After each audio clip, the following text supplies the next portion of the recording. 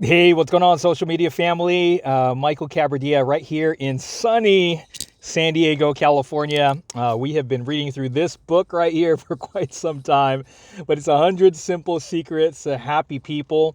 And it says right here what scientists have learned and how you can use it, how we can use it.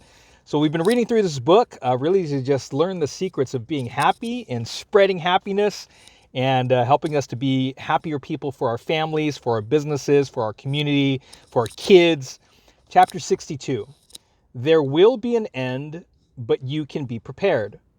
One of the great sources of anxiety as we age is that we will never get a chance to do that thing we always wanted to do, or to finish the project we were working on years ago, or to mend fences that may have fallen into disrepair as our relationships evolved.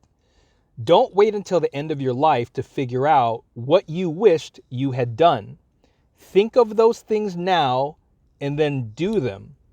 Students often will procrastinate. They'll assign them a paper with 2 months to do it, and many will literally wait until the last day, cramming through their readings, making notes, and then charging through the writing. Not a moment of this process is enjoyed. It is a manic effort with little concern for quality.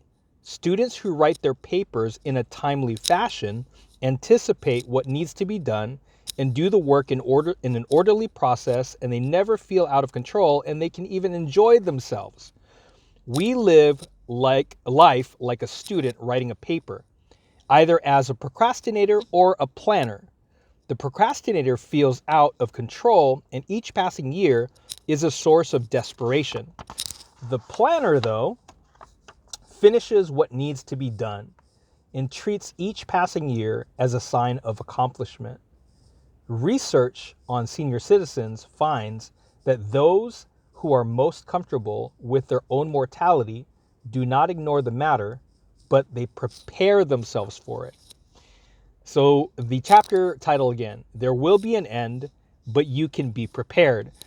So what are your thoughts on this, right? So this is an open conversation. Man, it's getting really sunny and I can't even see you in here. But as far as that goes, I need to make a shift or open the door or something. It is hot in here today. But so what are your thoughts on this, right? Like, what are your thoughts in this regard, in regards to preparing for things? I know that myself, when things don't go as planned, or even on a daily basis, I like to be proactive versus reactive, right? So I like to plan my day. I like to write out the things that are needed or things that I need to do on a daily basis. And I know when, honestly, transparently, I know when I'm off my game because I'm not planning. I'm not, writing out what I should be doing. Because when we don't have it written out, I know for me, it's super easy to be reactive to things, reactive to the day, which means that if I don't feel like it, I'm probably not going to do it. But if I write it out, I feel as if I actually do what I say I'm going to do a lot more times because I write it out and I'm intentional about it. I'm proactive about it. Makes me think of, there's an old saying that some people spend more time planning a vacation than they do planning out the success of their life or just their life in general. You think about it, right before we go on vacation, sometimes the most productive and effective day is the day before we know we're about to leave on vacation. Why? Because we have a deadline and we know that we need to get things done. But how about all the things that we've procrastinated on, right? I can think of things around the house that I've procrastinated on, and it's taking a lot longer than I would like it to take. Why? Because I haven't put a deadline to it. I typically find that if there's a project in the house and I put a deadline to it, let's say the deadline is by my daughter's birthday, the deadline is by my father's birthday, the deadline is by spring break or Easter break, or the deadline is by Thanksgiving, or the deadline, we can always set the deadline. And instead of setting a deadline that's further out, why not set a deadline that is closer to you? Because the deadline will encourage us to act faster and to act with more efficiency, effectiveness, urgency than if we set the deadline further out.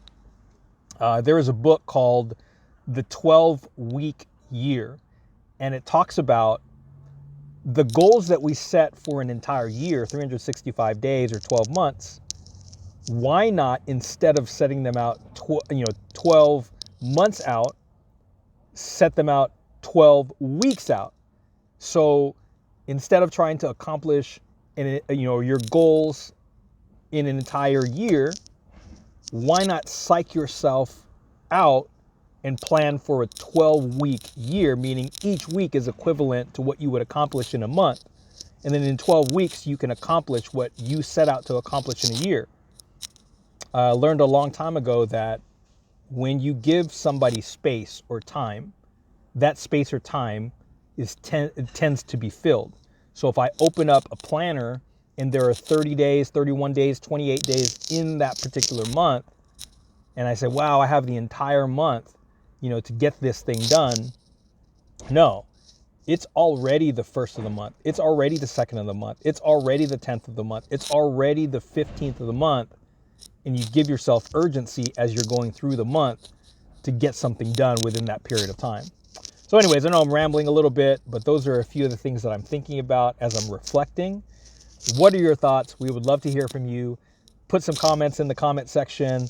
If you like what you heard, feel free to put some love too. But we'll see you next time on video number 63, which will be the next one. This was video number 62. Take care. God bless you. And as always, stay happy.